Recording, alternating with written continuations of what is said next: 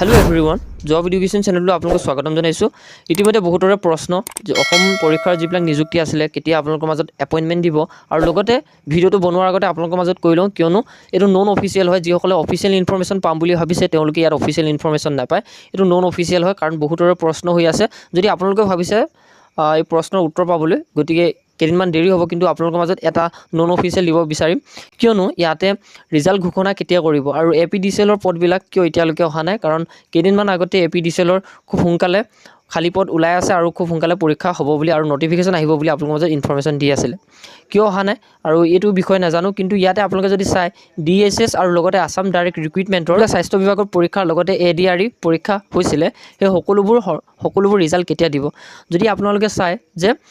non officially ক'বলৈ গ'লে অৰ্থাৎ কোনো ধৰণৰ অফিচিয়েল এতিয়ালৈকে অহা নাই যদি ৰিজাল্ট কেতিয়া সকলোবিলাকৰ এপইন্টমেন্ট দিব কাৰণ এতিয়া যিখিনি ফৰেষ্ট গাৰ্ডৰ ৰানিং চলি গ'ল ফৰেষ্ট গাৰ্ডৰ ৰানিং বিলাক খুব সোনকালে পাতিলে আৰু লগতে এক্সাইজৰ হোৱা সম্ভাৱনা এতিয়া সোনকালে আপোনালোকৰ মাজত এডমিট কাৰ্ড বিলাক যেহেতু ডিএট হৈছে এক্সাইজৰ হ'ব বুলি আৰু এই সকলোবোৰ প্ৰক্ৰিয়া যেহেতু খুব তাৎক্ষণিকভাৱে অৰ্থাৎ সোনকালে আপোনালোকৰ মাজত ইনফৰমেশন বিলাক দিয়ে দিছে যেহেতু এই সকলোবিলাক আপোনালোকৰ প্ৰস্তুতি শেষ হোৱাৰ পাছত অৰ্থাৎ দৌৰ শেষ হোৱাৰ পাছত আপোনালোকৰ পৰীক্ষা খুব সোনকালে পাতিব আৰু সকলোবোৰ পৰীক্ষাৰ হোৱাৰ পাছত আপোনালোকৰ ৰিজাল্ট খুব সোনকালে সকলোৰে ফাইনেল ৰিজাল্ট প্ৰকাশ পাব আৰু লগতে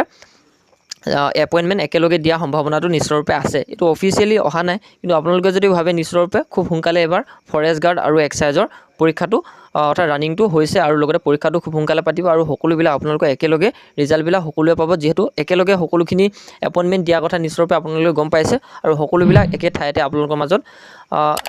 এপইন্টমেন্ট প্ৰকাশ পাব আৰু সকলোৱে লাভ কৰিব পাৰিব গতিকে এতিয়ালৈকে অফিচিয়েল ইনফৰমেশন অহা নাই যদি কিবা পাওঁ আপোনালোকৰ মাজত নিশ্চয়ৰূপে জনাম আৰু ভিডিওটো যেহেতু নন অফিচিয়েল আগতীয়াকৈ কৈ দিয়া হৈছে তো ভিডিওটো ইমানতে সমাপ্ত কৰিছোঁ আপোনালোকে নিশ্চয়ৰূপে সাবস্ক্ৰাইব কৰি ৰাখিব আৰু সকলোখিনি ইনফৰমেশন গম পাই থাকিব পাৰিব